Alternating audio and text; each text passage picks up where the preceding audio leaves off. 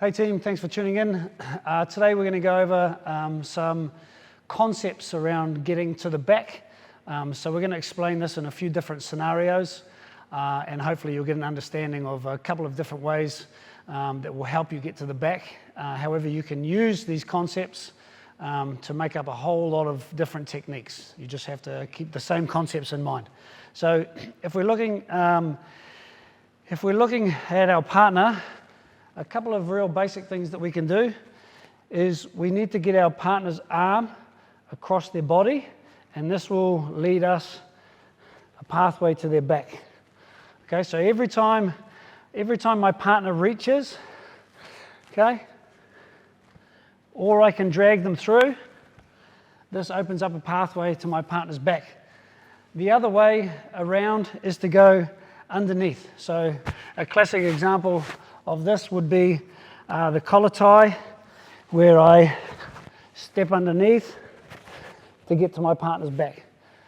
So of course you can maybe look to go over. Maybe if your partner's on the ground, you might be able to do like a cartwheel pass over the top. However, it's going to be pretty difficult to get over your partner when they're standing or if they're in close quarters to you on the ground. So the two most common ways would be to bring your partner's arm across your body or across your center line, or to go underneath. So what we're going to do is we're going to look at a few examples from a few different positions. They're not really technique-based examples, although I will use technique to use them, to do them. They will be conceptual ideas to give you an understanding of how you can use these concepts to get to the back from all sorts of different positions. Okay, so let's look at a couple of options from the closed guard position.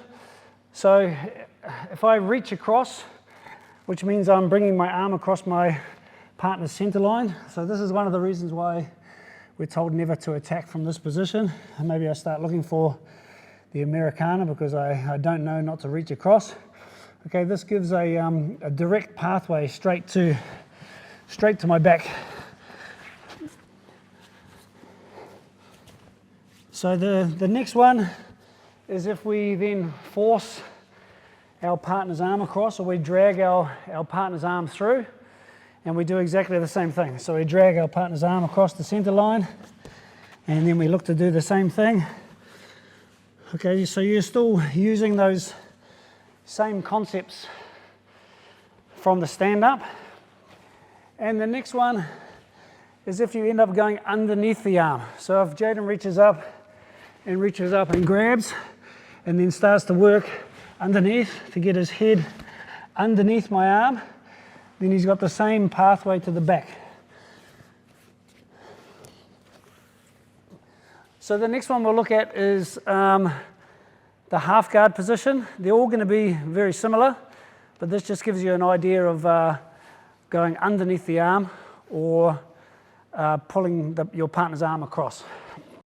Okay, so from half guard, if we manage to frame and then swim the arm, right, this is exactly the same as going underneath.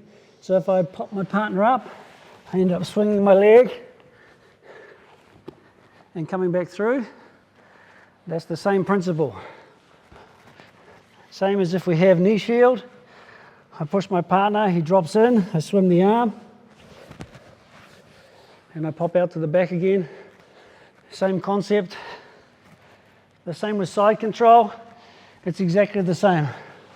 So if we bridge, shrimp, pop up and take our partner's back.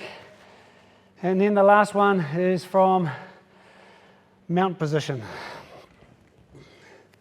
So from mount we can use the gift wrap.